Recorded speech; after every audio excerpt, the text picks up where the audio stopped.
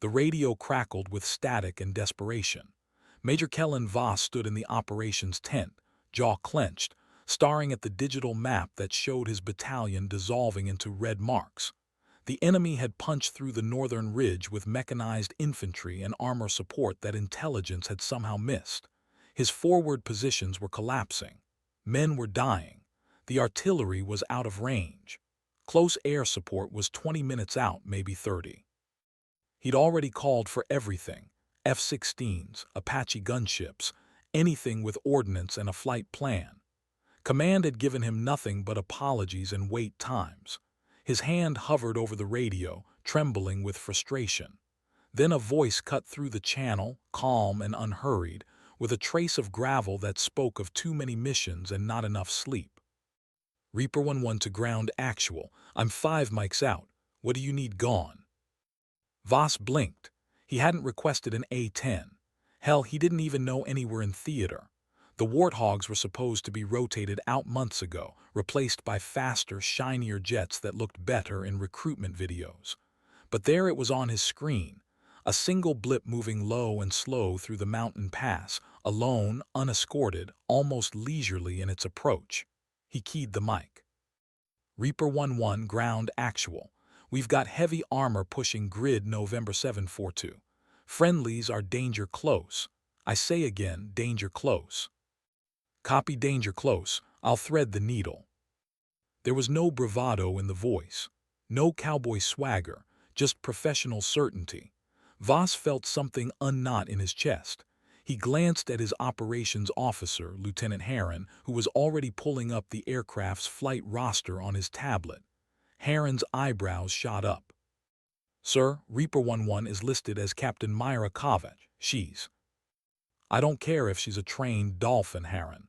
If she can put steel on target, she's my new favorite person.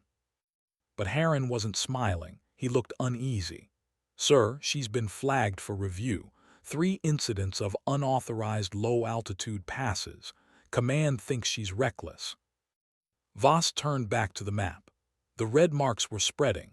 He could hear small arms fire crackling through the open command net. Someone was screaming for a medevac. He didn't have time for bureaucracy or risk assessments. He needed a miracle, and miracles didn't care about flight safety boards. Reaper 1-1, you are cleared hot. Repeat, cleared hot. Roger, ground actual. Guns, guns, guns. And then the sky tore open. The sound arrived before the sight. A mechanical roar so deep and primal it felt like the earth itself was growling. The GAU-8 Avenger cannon was firing, and every soldier on that ridge who'd ever heard that sound knew exactly what it meant. It meant salvation. It meant the enemy was about to have a very bad day. Voss ran out of the tent, binoculars already raised, searching the clouds. And there it was, dropping through the gray overcast like some ancient god of war. An A-10 Thunderbolt II, dark gray and ugly and perfect, wings heavy with ordnance, nose tilted down as if leaning into a brawl it knew it would win. The plane was so low Voss could see the pilot's helmet. She banked hard left, impossibly tight, and the cannon roared again. A T-72 tank on the ridge erupted in a fireball that sent black smoke spiraling into the morning sky. The A-10 didn't pull up. It kept coming, flying through the debris, through the smoke, through the tracers that began reaching up from panicked enemy positions. Another burst, another kill. The convoy that had been steamrolling his battalion was now a burning graveyard. Voss lowered his binoculars slowly. His hands were shaking, but not from fear, from awe. Beside him, Heron whispered, Jesus Christ. On the radio, Kovac's voice came through again, still calm, still professional. Ground actual, Reaper 1-1. I've got eyes on 6 more armored vehicles moving south along the tree line. You want them gone too? Voss keyed the mic, his voice rough. Reaper 1-1, yes, light them up. Wilco, going around for another pass. The A-10 climbed, circled, and dove again like a raptor hunting prey. Voss watched it work. There was no wasted movement, no hesitation. Every pass was surgical. Every trigger pull was earned. He'd seen a lot of pilots in his career, hotshots who flew like they had something to prove, veterans who flew like they had nothing left to lose. Kovacs flew like she was born in that cockpit, like the plane was an extension of her will. It wasn't pretty. It wasn't flashy. It was effective. And in war, effective was beautiful. When the smoke cleared, 12 enemy vehicles were destroyed. The northern ridge was silent except for the crackle of burning metal. Voss's battalion, which had been on the verge of collapse, was intact, battered but intact. He waited for Kovacs to request landing coordinates, to ask for fuel or damage assessment. Instead, her voice came through one last time. "Ground actual, Reaper 1-1. You're clear, good hunting." And then she was gone, climbing back into the clouds, leaving nothing behind but the fatting rumble of turbofans and the smell of spent brass. Voss stood in the dirt, staring at the sky, and realized he didn't even know what she looked like. He only knew she'd saved his life. Heron was already on the radio, calling for medevac and resupply, but Voss wasn't listening. He was thinking about that voice, calm, steady, unshakable. He was thinking about the way she'd flown through hell without flinching. "Heron," he said quietly, "find out everything you can about Captain Kovacs." Heron hesitated. "Sir, are you sure her file?" "I don't care what her file says. I care about what I just saw." Heron nodded and disappeared back into the tent. Voss lit a cigarette, his first in 3 years, and let the smoke curl into the gray morning. Somewhere above the clouds, Reaper 1-1 was flying home. He wondered if she knew she'd just become a legend. Myra Kovacs didn't feel like a legend.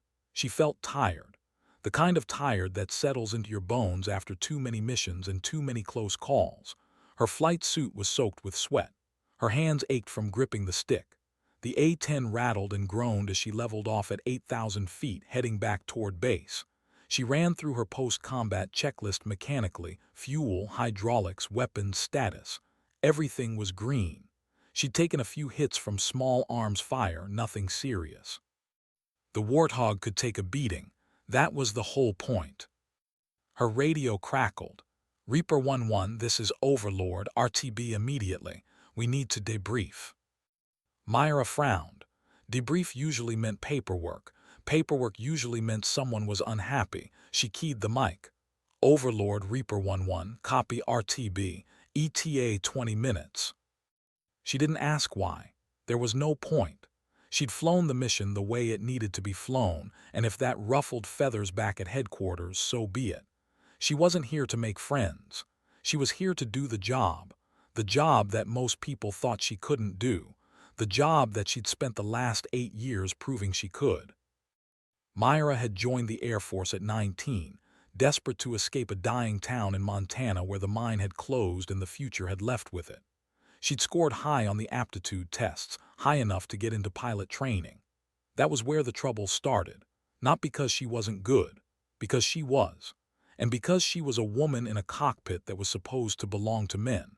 The instructors never said it outright, but she felt it in every critique, every skeptical look, every dismissive comment. She'd passed anyway, top of her class. They'd given her the A-10, and she'd taken it without complaint, even though everyone knew the Warthog was a dying platform, a relic from the Cold War that the brass wanted to retire. Myra didn't care. She loved that ugly plane, loved the way it flew low and mean, loved the way it hit like a freight train, loved the way it kept flying even when it should have fallen apart. The A-10 was underestimated. Myra understood that feeling intimately. She descended through the clouds and the airbase appeared below, a brown smudge of runways and hangars in the middle of nowhere. Home, for now. She radioed the tower, got her clearance, and brought the Warthog down in a textbook landing. As she taxied to the apron, she saw a cluster of officers waiting near the hangar. Her stomach tightened. That was never a good sign. She shut down the engines, popped the canopy, and climbed down. Her legs wobbled slightly. 8 hours in the cockpit would do that. A full colonel was walking toward her, flanked by 2 majors she didn't recognize. Colonel Darnell, her commanding officer. He looked angry. "Captain Kovacs," he said sharply, "my office now." Myra saluted. "Yes, sir." She followed him across the tarmac, her flight suit still damp, her helmet tucked under her arm. The other pilots watched from the ready room windows. She could feel their eyes. She wondered which rumor would spread first, that she'd saved a battalion or that she'd violated half a dozen safety protocols doing it. Darnell's office was small and cluttered, filled with commendations and photographs from a career that spanned 3 wars. He sat behind his desk and gestured for her to sit. She did. He didn't speak for a long moment, just stared at her with an expression she couldn't read. Finally, he said, "You flew danger close without authorization. You engaged targets without visual confirmation from ground forward observers. You expended ordnance outside your assigned kill box." He paused. "Do you have anything to say?" Myra met his gaze. "I had positive identification on enemy armor. Ground actual cleared me hot. I neutralized the threat." "You put your aircraft at risk. You put yourself at risk." "With respect, sir, that's the job." Darnell's jaw tightened. For a moment she thought he was going to ground her. Then he sighed and leaned back in his chair. "Major Voss called, personally. He said you saved his entire battalion. He's recommending you for a commendation." Myra blinked. She hadn't expected that. "He also said," Darnell continued, "that you're the best close air support pilot he's ever seen. And I've worked with Voss. He doesn't hand out compliments." Myra didn't know what to say, so she said nothing. Darnell rubbed his face. "You're a good pilot, Kovac, maybe one of the best, but you fly like you've got nothing to lose. That scares me." "I have everything to lose, sir. That's why I fly the way I do." He looked at her for a long time, then he nodded slowly. "Dismissed, get some rest." Myra stood, saluted, and left. As she walked out of the hangar, she felt the weight of the day settle onto her shoulders. She'd done her job. She'd saved lives. And somehow that still wasn't enough. The barracks were quiet when Myra finally made it back. Most of the other pilots were at the mess hall or the rec room. She was grateful for the solitude. She stripped off her flight suit, took a cold shower that did nothing to ease the ache in her muscles, and collapsed onto her bunk. Sleep didn't come. It never did after a mission like that. Her mind kept replaying the gun runs, the way the A-10 had shuddered with each burst, the way the tanks had exploded. She thought about the soldiers on the ground, the ones who'd been pinned down and terrified. She wondered if they knew who had saved them. She wondered if it mattered. Her call sign, Reaper, had been given to her as a joke, a cruel one. During a training exercise, she'd flown so low that the wash from her engines had knocked over a row of portable toilets. The other pilots had laughed, said she was trying to reap the latrines. The name stuck, but over time it changed. Reaper wasn't a joke anymore. It was a promise. When Reaper showed up, death followed, just not for the friendlies. Myra stared at the ceiling, listening to the hum of the air conditioning. She thought about her father, who'd worked himself to death in the mines, who told her to dream small because dreaming big only led to disappointment. She thought about her brother, who joined the army and come home in a flag-draped box. She thought about every person who'd ever told her she didn't belong, that she wasn't strong enough, wasn't tough enough, wasn't man enough for this job. And she thought about the way that A-10 had felt beneath her hands today, alive, furious, unstoppable. She closed her eyes. Sleep came eventually, thin and restless, filled with the sound of gunfire and the smell of jet fuel. When she woke, the sun was setting, painting the barracks in shades of orange and red. She pulled on a clean uniform and headed to the mess hall. The room fell silent when she walked in. Every head turned.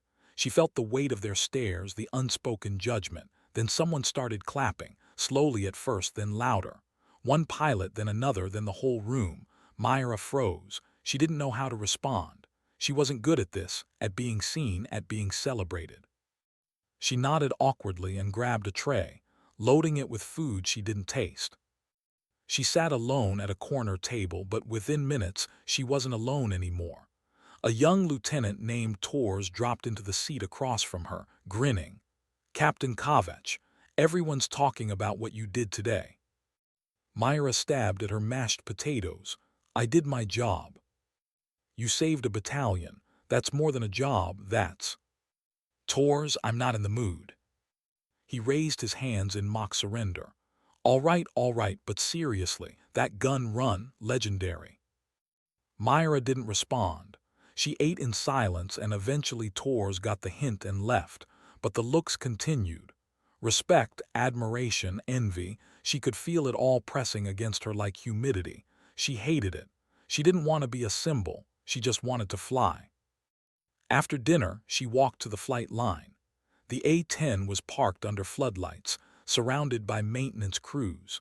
Chief Warrant Officer Ramirez looked up as she approached. He was a grizzled man in his 50s, with hands like anvils and a permanent scowl. He'd been working on warthogs longer than Myra had been alive. "Captain," he said, wiping grease from his hands, "your bird took some hits, nothing critical. We'll have her ready by morning." Myra nodded. She walked around the plane slowly, running her hand along the fuselage. There were bullet holes in the tail, scorched paint on the wings. She stopped beneath the nose, staring up at the massive cannon. The GAU-8 looked like something out of a nightmare, 30mm shells, 70 rounds per second, designed to shred tanks like tissue paper. "She's ugly," Ramirez said, coming to stand beside her, "but she's tough like you." Myra glanced at him. "Is that a compliment?" "It's a fact." He spat into the dirt. "You flew her hard today, she brought you home, that's all that matters." Myra nodded. She stayed there for a while, just her and the plane and the night. Eventually, Ramirez left and she was alone. She sat on the tarmac, leaning against the landing gear, staring up at the stars. The sky was clear, vast, indifferent. She thought about all the pilots who'd sat exactly where she was sitting before missions they didn't come back from. She thought about how fragile it all was: life, legacy, memory. One wrong move, one bad decision, and you were just another name on a wall. She thought about the soldiers she'd saved today. They'd go home, see their families, live their lives. They'd probably never think about her again. And that was fine. That was the job. But sometimes, in the quiet moments, she wished someone would remember. The next morning, Myra was back in the cockpit. The missions didn't stop. The war didn't pause for reflection or ceremony. She flew 3 sorties that week: convoy escort, reconnaissance, another close air support run that went smoother than the first but felt just as dangerous.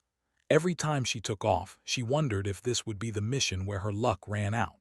Every time she landed, she felt a strange mix of relief and disappointment. Relief that she was alive. Disappointment that she'd have to do it all again tomorrow. On Friday, Colonel Darnell called her into his office again. This time, there was someone else there, a general she didn't recognize, with enough stars on his shoulder to make her spine straighten involuntarily. Darnell gestured for her to sit. "Captain Kovach, this is General Harkin. He's here from Air Combat Command." Harkin was a lean man with silver hair and eyes that looked like they could dissect you at 20 paces. He studied Myra for a moment, then smiled faintly. "Captain, I've been hearing a lot about you." "Sir?" "Major Voss spoke very highly of your performance. So did several other ground commanders. You've been busy." Myra didn't respond. She'd learned that silence was often the safest option.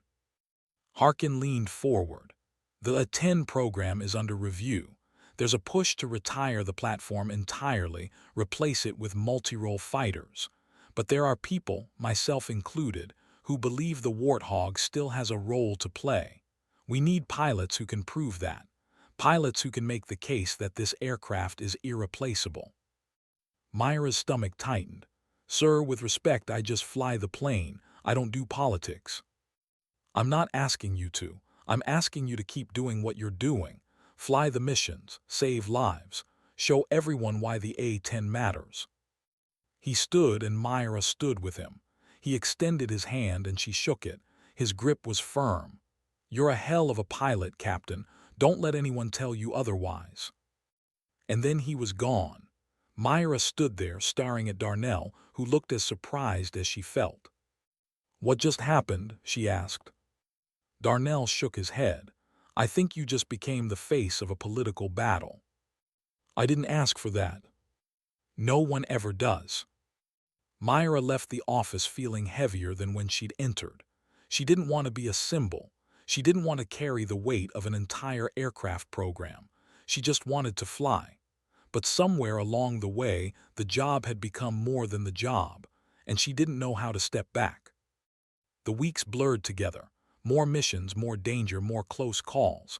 Myra's reputation grew whether she wanted it to or not. Soldiers on the ground started requesting her by call sign. Ground commanders asked for Reaper specifically. The brass noticed.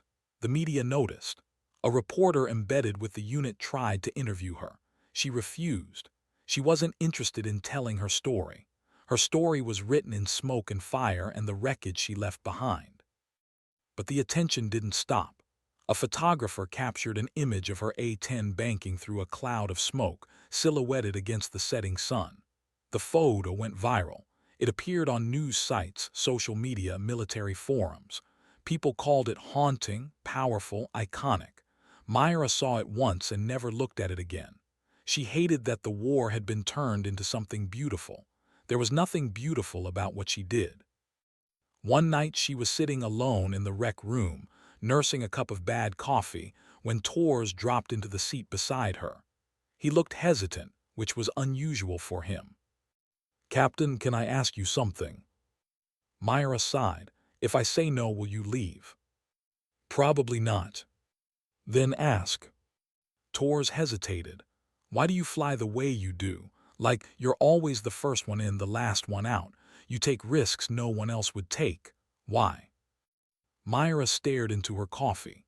She thought about her brother, about the flag-draped coffin, about the promise she'd made to herself that she'd never let anyone die if she could prevent it. "Because if I don't," she said quietly, "someone else dies, and I can't live with that." Tors nodded slowly. That's a heavy weight." "Yeah, it is." He didn't say anything else. He just sat there with her in the silence, and somehow that was enough. The turning point came 3 months after that first mission with Major Voss. Myra was flying a routine patrol along the eastern sector when the call came in. A convoy was under ambush, multiple casualties, heavy fire, medevac inbound but unable to land due to enemy positions. She diverted immediately, pushing the A-10 to its limits. When she arrived, the scene was chaos. Burning vehicles, scattered soldiers, tracers cutting through the dusk like deadly fireflies. She established contact with the ground commander, a captain named Reyes. His voice was frantic, barely controlled. "Reaper 1-1, we've got wounded who won't make it if we don't get them out now. But we can't get the medevac in. The enemy has a gun emplacement on the ridge." Myra scanned the terrain. She found the emplacement, a heavy machine gun nest dug into the hillside covered by sandbags and camouflage netting. It was a tough target, hardened, well defended, and close, very close to friendly positions. "Ground actual Reaper 1-1, I see the target, stand by." She armed a Maverick missile, locked onto the position, and fired. The missile streaked down, impacted dead center, and the gun emplacement vanished in a plume of smoke and flame. The enemy fire stopped. The medevac swept in, loaded the wounded, and lifted off. Reyes came back on the radio, his voice shaking. "Reaper 1-1, you just saved 6 lives. I don't know how to thank you." Myra didn't respond. She just banked away, heading back to base, her hands trembling on the stick. She'd done it again, saved lives, made a difference, and it still didn't feel like enough. When she landed, Colonel Darnell was waiting on the tarmac. He looked grim. For a moment, Myra thought she was in trouble again. Then he said, "Pack your gear, Captain. You're being reassigned." Her heart sank. "Where?" "Stateside. Public Affairs wants you for a recruitment campaign. The brass thinks you're good for morale." Myra felt the ground shift beneath her. "Sir, with respect, my place is here, in the cockpit." "I know, but this isn't a request, it's an order." She wanted to argue, she wanted to scream, but she didn't. She saluted, turned on her heel, and walked away. She didn't trust herself to speak. She spent the next 3 days in a fog. She packed her belongings mechanically, said curt goodbyes to the crew, avoided eye contact with the other pilots. She felt like she was being ripped away from the one thing that made sense, the one place where she belonged. On her last night, she walked out to the flight line one final time. The A-10 was there, freshly serviced, ready for the next pilot. She stood beneath it, her throat tight. "Take care of them," she whispered to the plane. "Whoever flies you next, take care of them." The plane, of course, didn't answer. But the wind did, whistling through the wings, sounding almost like a promise. The next morning, she boarded a transport plane heading west. She didn't look back. Stateside was strange. Everything was too clean, too quiet, too safe. Myra was stationed at a base in Virginia, assigned to a public affairs unit that treated her like a prop. They put her in front of cameras, asked her to smile, to talk about patriotism and duty and the honor of service. She did it because she was ordered to. But every word felt like a betrayal. She wasn't a spokesperson. She was a pilot. And every day she spent on the ground was a day. Someone else was in danger without her. The media loved her. The story wrote itself. Female pilot underestimated, rises to become one of the best close air support pilots in the theater. They called her a hero. They called her an inspiration. She hated every second of it. She sat through interviews, photo shoots, press conferences, her jaw clenched, her eyes distant. She thought about the soldiers she'd saved, the ones who were still over there, still fighting. She thought about the A-10, the ugly, beautiful plane that she'd left behind. One night she was sitting in her barracks, scrolling through news from the theater when she saw a headline that stopped her cold. "Battalion under siege, air support delayed." She clicked the article. It was Major Voss's unit. They were pinned down, taking heavy casualties. Close air support had been requested but hadn't arrived. The article was 3 hours old. Myra's hands shook. She grabbed her phone and called Colonel Darnell. He answered on the second ring. "Kovach, it's late." "Sir, I just saw the news. Voss's battalion." "I know, we're working on it." "Let me go back, please, I can help." There was a long silence. Then Darnell said, "You know I can't do that." "They need me, sir." "I know, but my hands are tied." Myra closed her eyes, then untie them. "Kovach." "Sir, I didn't join the Air Force to be a poster girl. I joined to fly, to save lives. And right now people are dying because I'm not there. I can't live with that." Another silence, longer this time. Then Darnell said, "I'll see what I can do, no promises." The line went dead. Myra sat in the dark, staring at her phone, praying for a miracle. The miracle came 2 days later. Darnell called her into his office. He'd flown out personally. When she arrived, he was sitting behind a borrowed desk, looking older than she remembered. "You're lucky," he said without preamble. "General Harkin went a bat for you, pulled strings I didn't even know existed. You're going back." Myra felt something break open inside her. Relief, gratitude, hope. "Thank you, sir." "Don't thank me, thank Harkin and Kovach." He fixed her with a hard look. "When you get back, you fly smart. No more cowboy shit. You're too valuable to lose." She nodded, "Yes, sir." 24 hours later, she was on a transport heading east. The interior was loud, cramped, filled with soldiers and supplies. Myra sat in the webbed seating, her gear at her feet, staring out the small window at the darkness below. She felt like she could breathe again. She was going home, not to Montana, not to the States. Home was a runway in the desert and an ugly plane that sounded like thunder. When she landed, the sun was rising. The base looked the same, brown, dusty, alive with the hum of engines and the smell of jet fuel.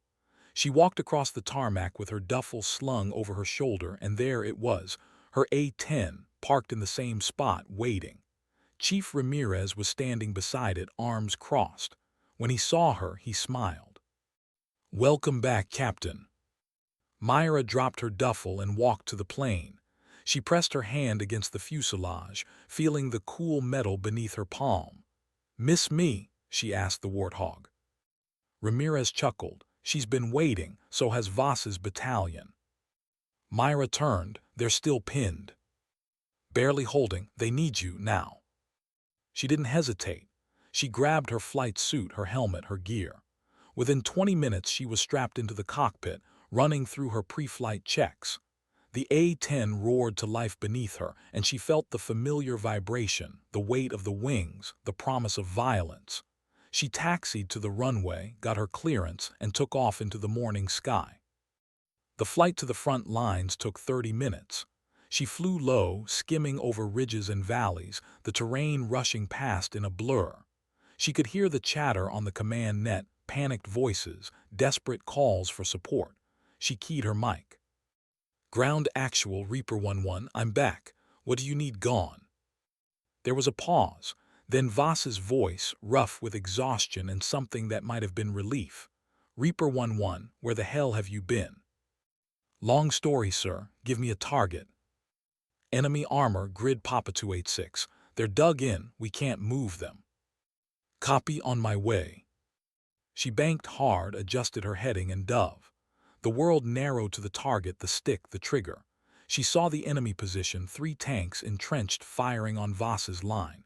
She armed the cannon, lined up the shot, and squeezed the trigger. The GAU-8 roared and the lead tank exploded. She pulled up, circled, dove again. Another burst. Another kill. By the time she was done, all 3 tanks were burning hulks. "Ground actual, Reaper 1-1. Targets destroyed, you're clear." Voss's voice came back, and this time there was no mistaking the emotion. "Reaper 1-1, thank God you're back. We thought we'd lost you." Myra smiled just a little. "Can't get rid of me that easy, sir." She flew 3 more sorties that day, and by sunset, Voss's battalion had pushed the enemy back. The line held. Lives were saved. And Myra, exhausted and filthy and aching, landed her A-10 as the sun dipped below the horizon. She climbed out of the cockpit, her legs wobbling, and found Ramirez waiting with a bottle of water and a grin. "Good to have you back, Captain." She took the water, drank half of it in one gulp, and leaned against the plane. "Good to be back, Chief." That night Voss came to the base. He found Myra in the hangar, inspecting her plane for damage. He walked up slowly, hands in his pockets, looking almost sheepish. "Captain Kovach." She turned, "Major Voss." He extended his hand, she shook it. "I wanted to thank you," he said. "Personally, you saved my men again." Myra shrugged. "Just doing my job, sir." "It's more than a job, he struggled for words. "It's everything, you're everything to us, to them." He gestured vaguely toward the front lines. "You're the reason they're alive." Myra didn't know what to say. She settled for, "I'm glad I could help." Voss nodded. He looked like he wanted to say more, but didn't. He just clapped her on the shoulder and walked away. Myra watched him go, then turned back to her plane. She ran her hand along the wing, feeling the bullet holes, the scorch marks, the wear and tear of war. "We're not done yet," she whispered. The warthog seemed to agree. The months that followed were brutal. The war intensified, and Myra flew more missions than she could count. She became a fixture in the sky, a constant presence that ground troops learned to rely on. When things went bad, when the enemy pressed too hard, when hope started to fade, someone would call for Reaper. And she would come. Always. No matter the weather, no matter the danger, no matter the odds. She flew through sandstorms and enemy fire and mechanical failures that would have grounded any other pilot. The A-10 kept her alive, and she kept it flying, and together they became something more than the sum of their parts. Other pilots started calling her the Guardian. She hated the nickname, but it stuck, because that's what she was, guardian of the soldiers on the ground, guardian of the line, guardian of hope in the darkest moments. She didn't see herself that way. She just saw the work, the endless, exhausting, necessary work. But the work took its toll. She stopped sleeping more than a few hours a night. She stopped eating regularly. She stopped talking to anyone who wasn't essential. She became a ghost in the barracks, a shadow on the flight line. The other pilots worried, but no one knew how to reach her. She'd built walls so high that even kindness couldn't scale them. One night after a particularly brutal mission, she sat alone in the cockpit long after she'd shut down the engines. She was so tired, tired of the fear, the adrenaline, the constant proximity to death. She thought about quitting, just walking away. But then she thought about the soldiers, Voss's men, Reyes's convoy, Torres and Ramirez and all the others who depended on her. And she knew she couldn't. Not yet. Chief Ramirez found her there, slumped in the seat, staring at nothing. He climbed up onto the wing and sat beside the cockpit. "Captain, you need to rest." "I'm fine, Chief." "No, you're not. You're running on fumes. And one of these days you're going to run out." Myra didn't answer. Ramirez sighed. "You know what the difference is between a hero and a martyr." "What?" "A hero knows when to stop." Myra looked at him. His face was lined with concern. She wanted to argue, to tell him he was wrong, but she didn't have the energy.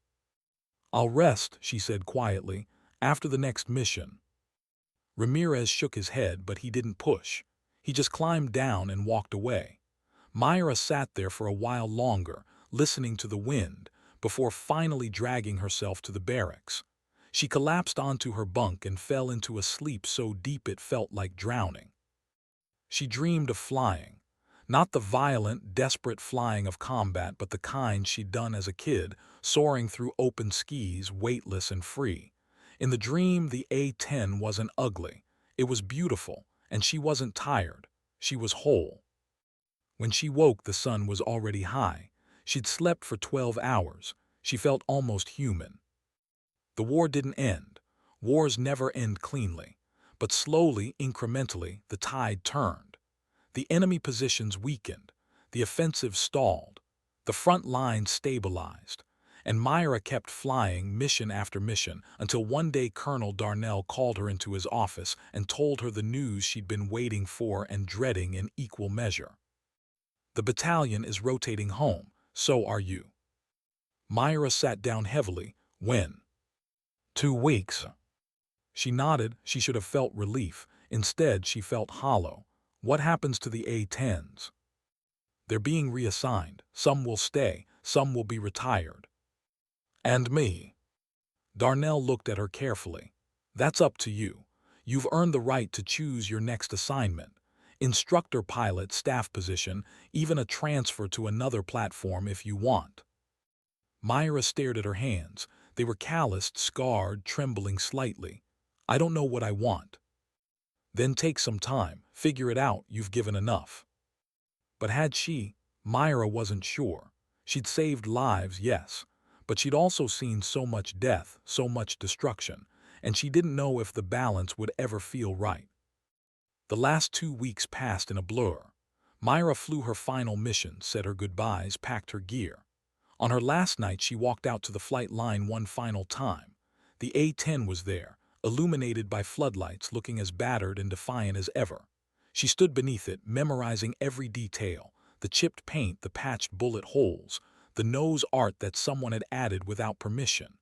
A grim reaper, scythe raised with the words "death" from above stenciled beneath.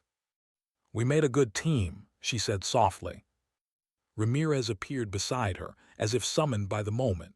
"Best team I ever saw." They stood in silence, 2 people who'd been through hell together, who understood each other without needing words. "What will you do?" Ramirez asked. "After?" "I don't know," Myra admitted. "Maybe teach, maybe fly cargo, maybe disappear." "You won't disappear. You're a legend now." Myra laughed bitterly. "Legends aren't real, Chief. They're just stories people tell to make sense of things." "Maybe, but your story saved lives. That's real." She didn't have an answer for that. She just pressed her hand against the A-10 one last time, then turned and walked away. She didn't look back. If she had, she might not have had the strength to leave. The flight home was long and uncomfortable. Myra sat in the cargo bay of a transport plane, surrounded by soldiers who laughed and joked and celebrated. She didn't join them. She stared out the small window, watching the landscape change from desert to ocean to green fields. Home, or what passed for it. When they landed, there was a ceremony. Speeches, handshakes, medals. Myra stood in formation, her face blank, her mind elsewhere. General Harkin pinned a distinguished flying cross to her chest and said something about bravery and sacrifice. She nodded, saluted, and forgot his words before he finished speaking. Afterward, she was mobbed by reporters. They shouted questions, shoved microphones in her face. She pushed through them without answering, climbed into a waiting car, and disappeared. She'd given enough. She went back to Montana, to the town she'd fled at 19. It was smaller than she remembered, shabbier, sadder. The mine was still closed. The main street was half empty, but her mother's house was still standing. Myra knocked on the door, and when her mother opened it, the older woman's face crumpled. "Myra!" They embraced, and for the first time in years, Myra cried. She cried for her brother, for the soldiers she'd saved, for the ones she couldn't. She cried for the girl she'd been and the woman she'd become. Her mother held her, rocking slightly, whispering that it was okay, that she was home, that she was safe. But Myra didn't feel safe. She felt adrift. The world was too quiet, too slow, too ordinary. She'd spent so long living on the edge that she didn't know how to exist anywhere else. She tried to adjust. She got a job at the local airfield, giving flying lessons to bored teenagers and middle-aged men having midlife crises. It was fine. It was boring. It was everything she'd never wanted. At night, she dreamed of the A-10. She dreamed of the sky, the missions, the adrenaline. She woke in a cold sweat, reaching for a stick that wasn't there. She felt like a part of her was missing, and she didn't know how to get it back. 6 months after her return, she got a call from Major Voss. He was stateside now too, working at the Pentagon. He asked if she wanted to meet for coffee. She said yes, mostly because she was desperate for something, anything, to break the monotony. They met at a diner in D.C. Voss looked older, grayer, but his eyes were the same, sharp and kind. They talked about the war, about the battalion, about the soldiers they'd saved. Voss told her that some of those soldiers had written letters asking about her, thanking her. He'd brought a few. Myra read them slowly. Letters from men who'd been pinned down on that ridge, who'd thought they were going to die, who'd heard the roar of the GAU-8 and knew they were going to live. They called her a hero. They called her their guardian angel. They said they owed her everything. Myra set the letters down, her hands shaking. "I was just doing my job." "You saved their lives," Voss said gently. "That's more than a job, that's a gift." She looked at him. "I don't feel like I gave them anything. I feel like I took something from myself." Voss nodded. "War does that. It takes pieces of you. But it also shows you what you're capable of. And you, Captain Kovac, are capable of extraordinary things." Myra didn't know what to say, so she just nodded and finished her coffee. They parted ways, and she drove back to Montana, the letters sitting on the passenger seat. She read them again that night, over and over, until the words blurred. Maybe she hadn't just been doing her job. Maybe she'd been doing something more. The realization didn't make the pain go away, but it made it bearable. A year passed, then two. Myra kept teaching, kept flying, kept existing. She heard rumors from the Air Force. The A-10 program had been saved, thanks in part to the missions she'd flown, the lives she'd saved. It had become a symbol, proof that old didn't mean obsolete. She felt a strange pride in that, mixed with a sadness she couldn't quite name. One day she got a call from Colonel Darnell. He was retiring and he wanted her at the ceremony. She almost said no, but something in his voice, a warmth, a finality, made her agree. The ceremony was held at the base where she'd spent so much of her career. Walking onto the tarmac felt like stepping back in time. The hangars, the runways, the smell of jet fuel, it all came rushing back. She saw familiar faces, Ramirez, Torres, other pilots she'd flown with. They greeted her like a long-lost friend, and for the first time in years she felt like she belonged. Darnell's speech was short and heartfelt. He talked about duty, sacrifice, and the people who'd made his career meaningful. And then, unexpectedly, he called Myra to the stage. "Captain Kovac," he said, his voice carrying across the crowd. "You're one of the finest pilots I've ever had the honor of commanding. You saved countless lives. You proved that courage isn't about being fearless. It's about being afraid and doing the job anyway. Thank you." The crowd erupted in applause. Myra stood there frozen, overwhelmed.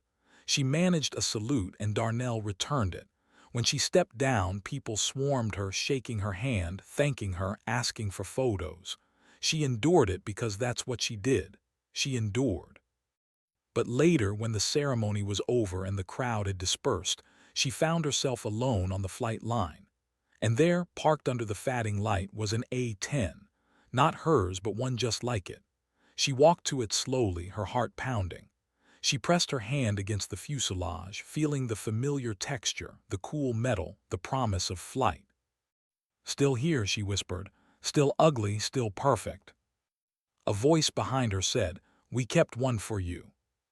She turned. Ramirez was standing there, grinning. "Just in case you ever want to fly again." Myra felt something crack open inside her. Hope maybe, or healing. "I think I do." Ramirez nodded. "Then let's get you back in the air." 6 months later, Myra was back in uniform. Not as an active combat pilot, those days were behind her, but as an instructor, teaching the next generation of Warthog pilots how to fly low, hit hard, and bring their people home. She was good at it, better than she'd expected, because she didn't just teach them how to fly. She taught them why. She taught them about the soldiers on the ground, about the weight of responsibility, about the line between courage and recklessness. She taught them that being a pilot wasn't about glory. It was about service. Her students respected her. Some feared her. All of them learned from her. And slowly, over time, Myra began to heal. The nightmares didn't stop, but they came less frequently. The ache in her chest didn't disappear, but it became manageable. She found purpose again, not in the adrenaline of combat, but in the quiet satisfaction of passing on what she knew. Years passed. Myra's hair started to gray. Her hands grew steadier. She became a fixture at the base, a living legend who still flew, still taught, still cared. Younger pilots called her ma'am and listened when she spoke. She'd earned that respect, not through rank or medals, but through the countless lives she'd saved and the countless hours she'd spent perfecting her craft. One day, a young lieutenant approached her after a training flight. She was nervous, fidgeting with her helmet. "Captain Kovac, can I ask you something?" Myra nodded. "Go ahead." "Why the A-10? Everyone says it's outdated. Why do you love it so much?" Myra looked out at the flight line, at the rows of warthogs sitting in the sun. "Because it's honest," she said. "It doesn't pretend to be something it's not. It's slow, it's ugly, it's old, but it works. It saves lives, and that's all that matters." The lieutenant nodded slowly. "I think I understand." "Good, now get back out there and show me what you learned." The lieutenant saluted and jogged off. Myra watched her go, a small smile on her face. She thought about the girl she'd been, desperate, angry, determined to prove herself. She thought about the pilot she'd become, scarred, tired, but unbroken. She thought about the A-10, the plane that had carried her through hell and brought her home. And she thought about the sky, vast and endless, waiting. She would fly again tomorrow, and the day after that, and the day after that, because that's what she did, that's who she was, Reaper, Guardian, Pilot, Legend. And the line, the one Major Voss thought was broken all those years ago, still held. Because of her. Because of the ugly plane she loved. Because of the promise she'd made to never let anyone die if she could prevent it. The sky was clear, the A-10s were ready, and Myra Kovac, against all odds, was home.